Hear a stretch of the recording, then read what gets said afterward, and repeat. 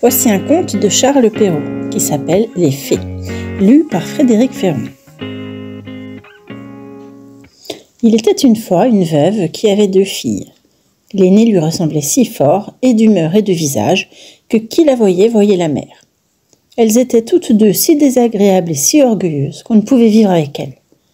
La cadette, qui était le vrai portrait de son père pour la douceur et pour l'honnêteté, était avec cela une des plus belles filles qu'on eût su voir.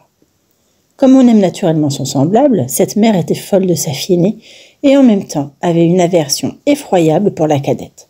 Elle la faisait manger à la cuisine et travailler sans cesse. Il fallait entre autres choses que cette pauvre enfant allât 2 fois le jour puiser de l'eau à une grande du milieu du logis et qu'elle en rapporta plein une grande cruche. Un jour qu'elle était à cette fontaine, il vint à elle une pauvre femme qui la pria de lui donner à boire. « Oui, ma bonne mère, dit cette belle fille, et rinçant aussitôt sa cruche, elle puisa de l'eau au plus bel endroit de la fontaine et la lui présenta, soutenant toujours la cruche afin qu'elle bût plus aisément. La bonne femme ayant bu lui dit « Vous êtes si belle, si bonne et si honnête que je ne puis m'empêcher de vous faire un don. » Car c'était une fée qui avait pris la forme d'une pauvre femme de village pour voir jusqu'où irait l'honnêteté de cette jeune fille.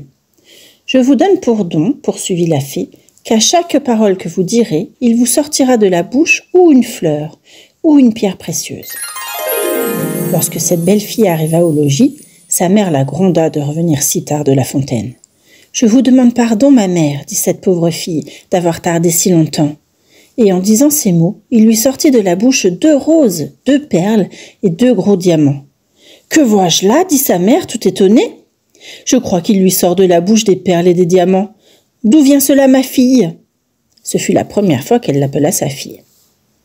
La pauvre enfant lui raconta naïvement tout ce qui lui était arrivé, non sans jeter une infinité de diamants. « Vraiment, dit la mère, il faut que j'y envoie ma fille.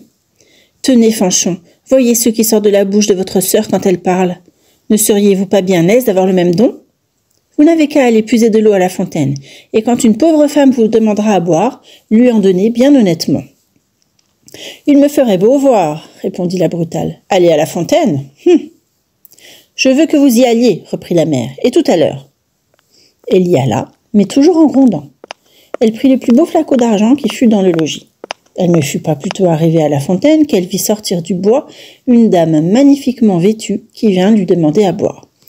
C'était la même fée qui était apparue à sa sœur, mais qui avait pris l'air et les habits d'une princesse, pour voir jusqu'où irait la malhonnêteté de cette fille.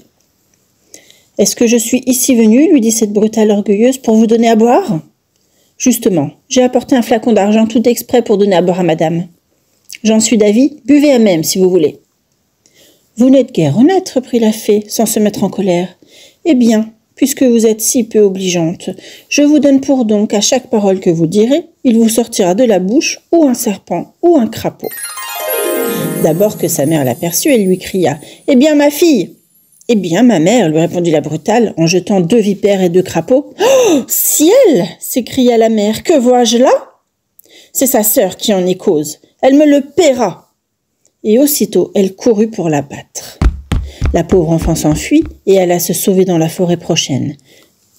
Le fils du roi, qui revenait de la chasse, la rencontra, et la voyant si belle, lui demanda ce qu'elle faisait là, toute seule, et ce qu'elle avait à pleurer. « Hélas, monsieur, c'est ma mère qui m'a chassée du logis. » Le fils du roi, qui vit sortir de sa bouche 5 ou 6 perles et autant de diamants, la pria de lui dire d'où cela lui venait. Elle lui conta toute son aventure. Le fils du roi en devint amoureux, et considérant qu'un tel don valait mieux que tout ce qu'on pouvait donner en mariage à une autre, il l'emmena au palais du roi, son père, où il l'épousa.